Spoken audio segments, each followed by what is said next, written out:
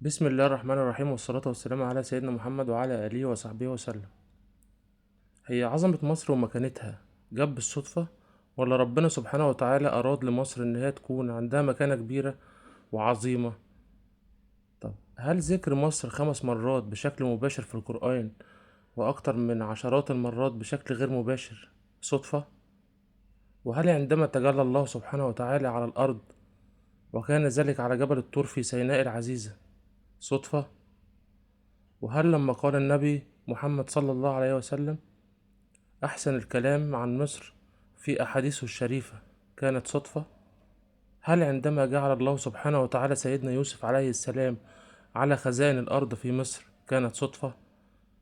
هل عندما تزوج سيدنا إبراهيم أبو الأنبياء السيدة هاجر المصرية لتكون أم سيدنا إسماعيل أبو العرب وجاء من نسله سيدنا محمد صلى الله عليه وسلم كانت صدفة؟ يبقى لما تلاقي البلد دي بتحصل ضدها مؤامرات ومخططات وربنا على طول حافظها وبيطلعها منها بسلام، تعرف ان ربنا حافظ البلد دي وحاطط ليها مكانة كبيرة ومفيش حاجة بالصدفة.